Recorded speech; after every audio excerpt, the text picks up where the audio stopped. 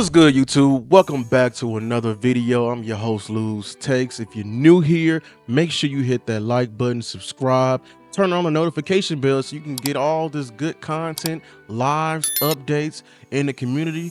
Listen, if you're active, if you're here, I've listened to you. We're going to go in and we're going to break down, give the scouting report for the upcoming game this week versus the Lions. Last week was a great win, but we have to keep the wheels moving, keep the tables turning, and let's move on, man. Hey, join in the chat.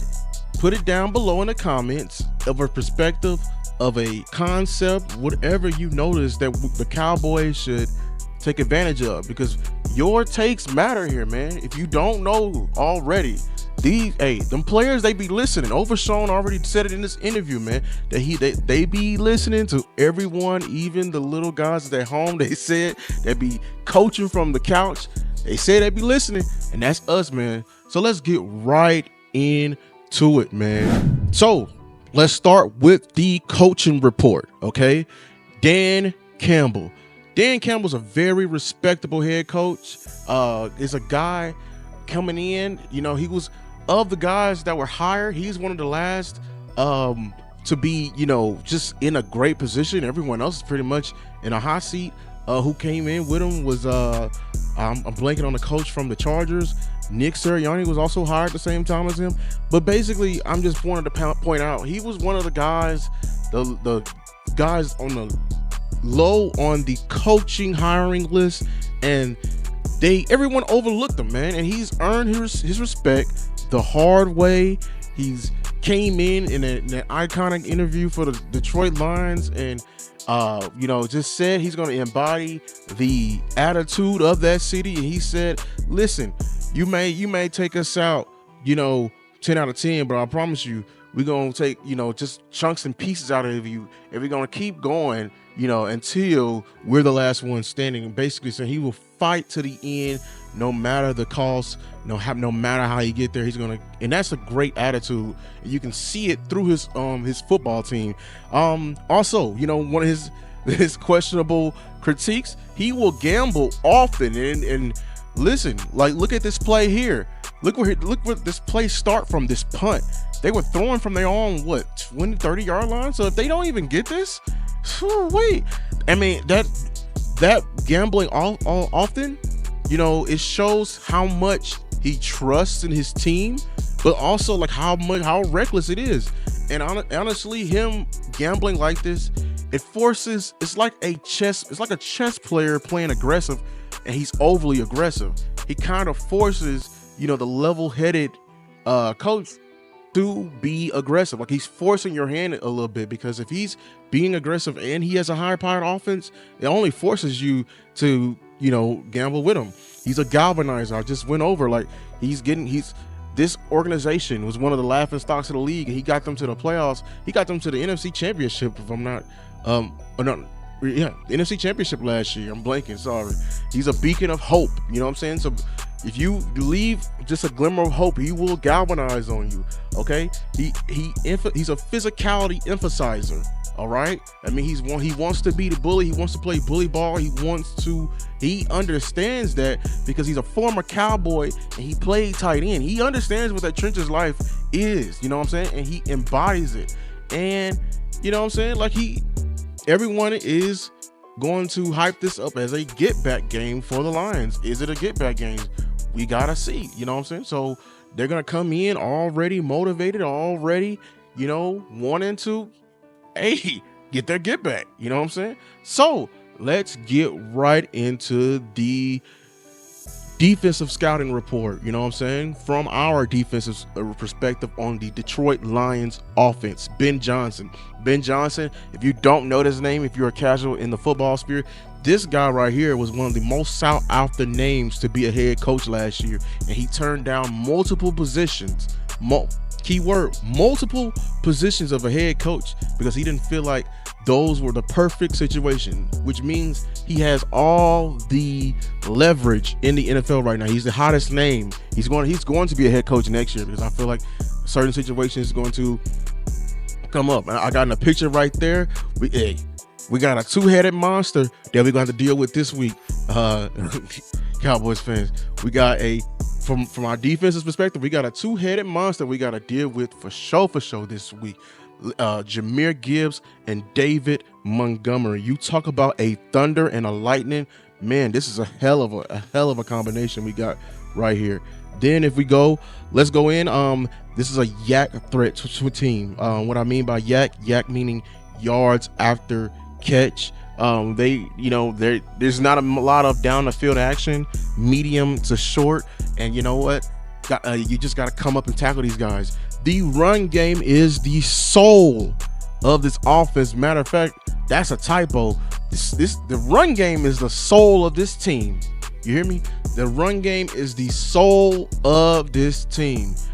They're predicated everything off the run. Ben Johnson, if I'm correct, he is from the Shanahan tree. Everyone wants to talk about how the Shanahan got all the bells and whistles and all the motions and everything like that. Nope. What is with the Shanahan tree? They are rooted in that run game and just lining up and running it down your throat. But we're going to talk about the O-line later in the trenches report, but the O-line will forego double teams early.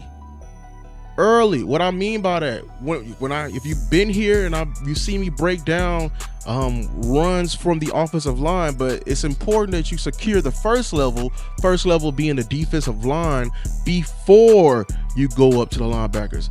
But the Lions, they trust their one-on-one blocking so much that they will forgo it and leave their guy. They just hurry up and will pass him off as early as possible to get up to the linebackers to spring these big runs. All right, like I said, he's from the Shanahan tree, so it's a lot of motion, a lot of exit motion, a lot of trying to use smoke and mirrors, eye candy, trying to get you in a spot and playing the numbers game. All right, the passing offense is down, but I had to put in there, it is still a threat. Also, I said in the Saints game where we had to I think his name was Khalil Shakir, but Jameson Williams is a deep threat. He is very much so a deep threat. So we're going to have to be on lookout. All it takes is one play, and we have to be on lookout. And physicality. That is the mantra of the Shanahan tree that they took that when they left and they began to create their own offenses from the philosophy and they took from Shanahan is to be physical. Be physical. And that is a big task, Cowboys fans, because that is one of our Achilles heels from our past 5 years, and we're gonna have to see it this game. Going over to the offensive scouting report. So from our offensive perspective, and we're going over the Lions defense. Aiden Hutchinson. He's the defensive end. He's going to be lined up over our left tackle pretty much all game. I'm going to go deeper into him on what we need to do. I'm going to do a whole breakdown just like I did TJ Watt, and we're going to go over him in the trenches report. This defense, it feeds off from the momentum of the offense. So this is a high-scoring offense. If they're running the game, if they're running the ball efficiently, they're taking time off the clock. They're coming in, but I'll give it to them. They feed off the offensive momentum. Every game, this unit is getting better. This is not very much a talented unit. I'm gonna be honest with you. I don't have that much to say about this defense. Aiden Hutchinson, Brian Branch is one of my favorite players that coming out from Alabama, so he's always a threat as well. And they got a couple of guys, but the secondary, all in all, is not good. If we can protect and give Dak time and establish a run game threat, we should be able to pick this secondary apart. And then they struggle in space and zone. So some matchups there. I love how we was doing it last week, getting Turpin out there in space, getting them on a run as an extension of the run game. So if we do it here, man, these guys here, I saw so far they struggle in space. But let's move on. Okay, let's move on to the trenches report. Okay, as you know, here we care about the trenches, man. We care about the trenches report here. Okay, so I got it highlighted. we're facing the best offensive line in the league. I am saying it. Boo-hoo to all you to all you Philadelphia Eagles fans. You have lost that mantra. I took that away from you once he retired. Kelsey. Once he retired, you're no longer the even so with him, they were coming for you. This is the best offensive line in the league. Okay, they run schemes, running. They're just so efficient. They are a unit. They are moving people, and they just some maulers up front. They dictate this game, and they're dictated so much. Both their running backs are very patient in the hole. Actually, they'll get the ball and they'll go up a yard and a half, pause, let the blocks develop, then keep moving.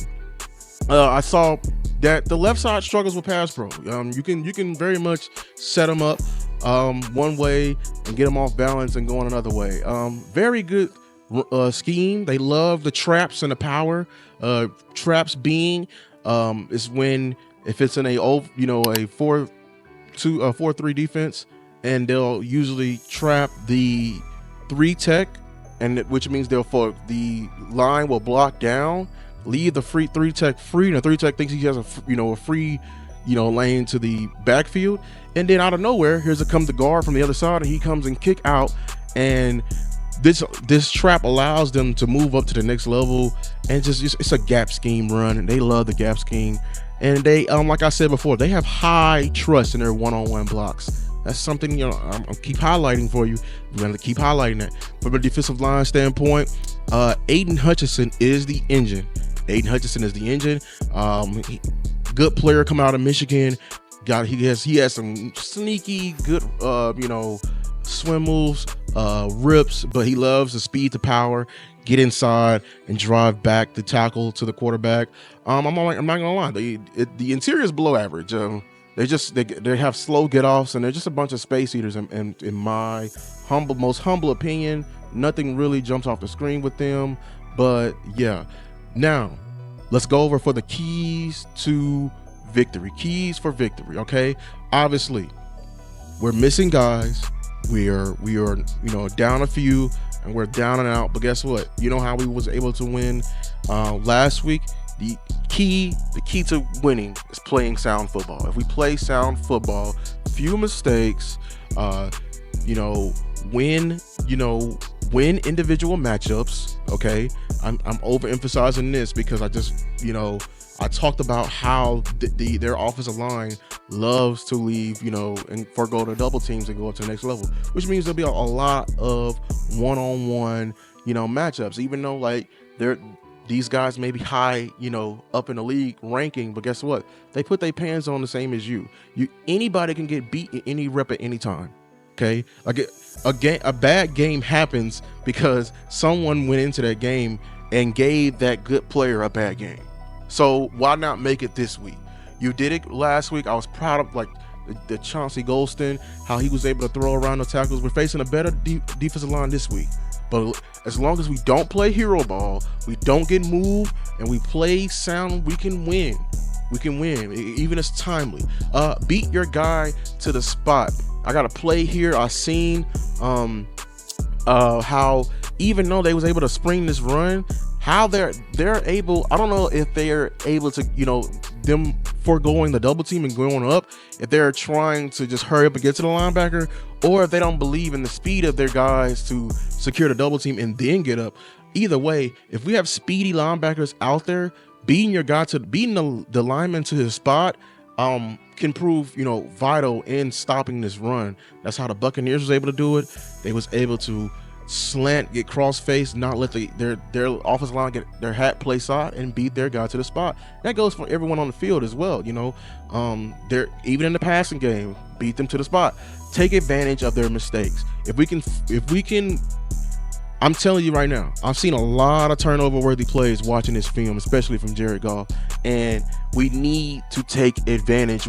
I don't need deflections. I need interceptions. I need more and more possessions for my offense. I need my offense so when they get those advantages, not to kick field goals. We need Two, put points on the board to win this game. I'm telling you, at least 28, maybe even 30 to 40. We're gonna need to be in a shootouts mentality, even if it's a lopsided game.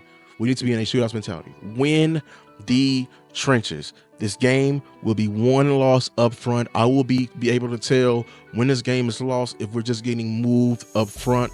But we need to come in with the effort, with the mentality to be refused to be moved against our will and come out and just fight. Then keep number 4 upright. If you keep Dak upright, I promise you he will carve up this secondary. Keep Dak upright. Keep 4 upright. And lastly, probably the most important, stop the run. Stop the run. Now, stop the run is not a statistical thing. It's getting timely stops. If you can do that, we're facing a team, facing a coach who loves to go for it. So you need to discourage him early. Discourage Dan Cable early, because sometimes even from his own 20, it's 4 down territory, and we need to, stop him early. And that goes back to what I just said earlier. If he does that, he makes a mistake, take advantage. But listen, Cowboys fans, this game is, don't believe in what they're saying. This game is very winnable if we do everything we're supposed to do correctly and we come and play sound football. Listen, this is going to be a great test. This team is going to want to be physical. We're going to see if Mike Zimmer has, flesh out this soft mentality of this team.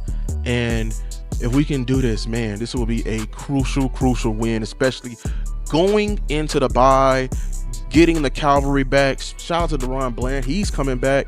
But this is going to be crucial, man. Cowboys fans, keep your head high. Remember, like and subscribe to the video. Comment if you've seen something on film that you feel we can take advantage of. Had a conversation with me. Hey, I'm responding back. Hey, man, until next time, peace.